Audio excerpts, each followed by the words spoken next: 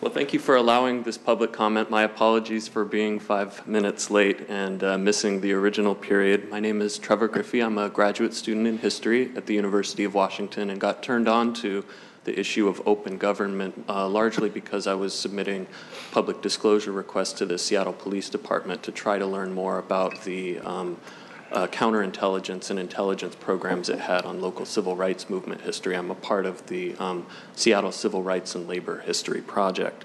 I'm not here representing them, but that is how I got turned on to this issue and eventually wrote a op-ed for the Seattle Times suggesting that at least in the Seattle Police Department and maybe other departments as well, the city is not meeting basic standards of city and state law with regards to public disclosure process.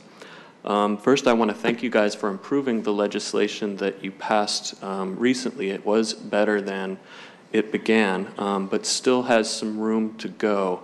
And I hope to address my comments to that, as well as to expressing some confusion about the direction that the Open Government Committee goes from here, but also has gone since the passage of this bill.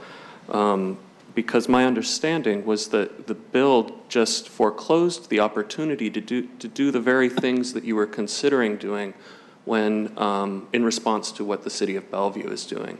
Instead of having one-click government where we have one city webpage to aggregate the public disclosure requests for all the different city departments that could then give you all sorts of metadata that would give you a sense of public demand, you guys have just passed into law this idea that we'll have 36 different websites that will each be individually tracked by departments.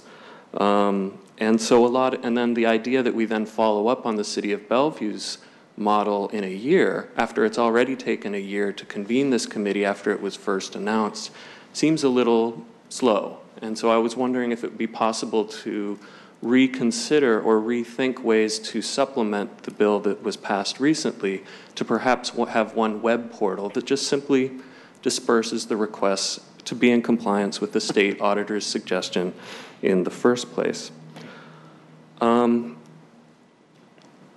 Another concern I have is that in reading some of the suggestions about responding to public comment, and I realize this is from last meeting, so I won't go too far into it, there seemed to be some confusion about what was in Council Bill 116496.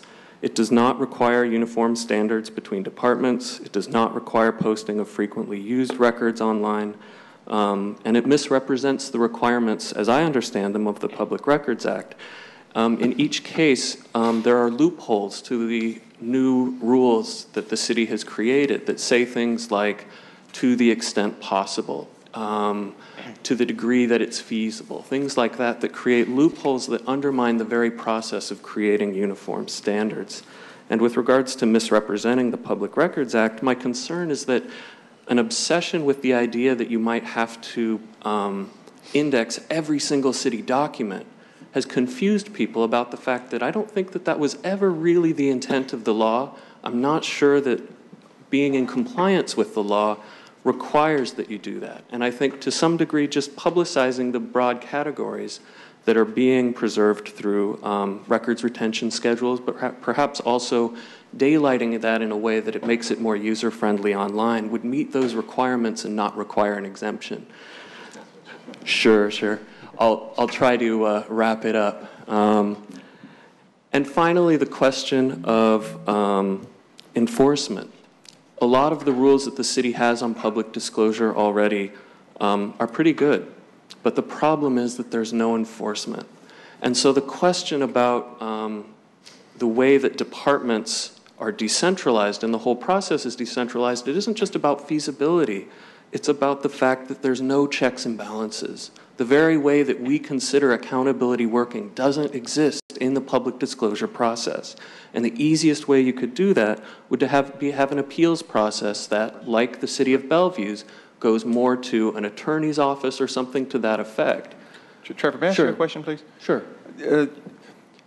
And I don't mean to cut you short, but maybe I do. But I want to ask this question. Well, I just sat through 40 minutes of like stuff that could have been vetted. So as the city tries to respond to public disclosure requests, and I understand you made some and we got some responses, is part of your concern that we are not as responsive as we could have been, or that our structure even though we may get the documents out and responsive, that our structure is not efficient. And as you think about the answer, what I'm trying to get at is, are we, we didn't do well on our audit. We fully understand, and that's why we're trying to fix the problem. And I don't know if it's a structural problem or still people are getting the documents they need. So can you tell me a little bit more about what you think here? The fundamental problem as I see it, and through my experience with the Seattle Police, and maybe I can't speak to the whole of the city system, and I can't claim to be an expert, is the question that the person from the city of Bellevue raised, which is on where does the onus fall for doing the work of figuring out how to get a document?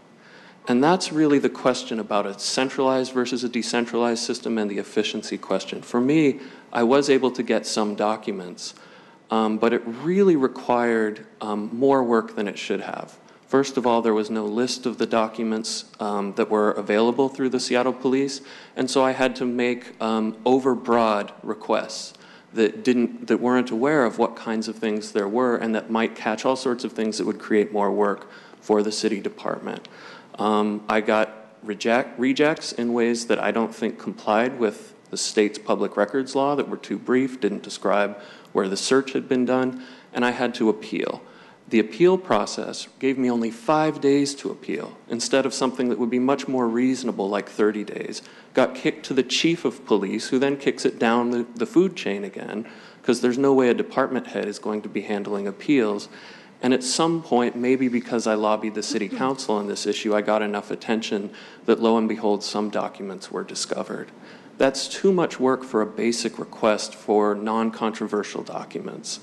And a lot of that could be handled in a way that just comes through a less adversarial process that's more user-friendly up front, so that idea of creating a digital portal isn't just seen as a burden, but actually makes the request more specific and makes everybody's job easier. It probably will increase the number of requests you get. But the problem of enforcement really comes out because I had to do appeals to the head of the department that already rejected my claim, that turned out to have policies that weren't written down for how it handled requests in the first place. Mm-hmm. That department might not be the best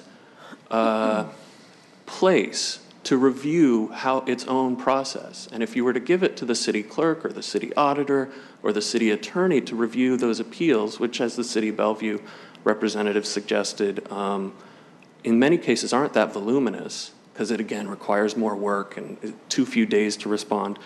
It might give you more information, and it might provide that accountability mechanism that's key to having any law work. I think that pretty much gets to my comments for today.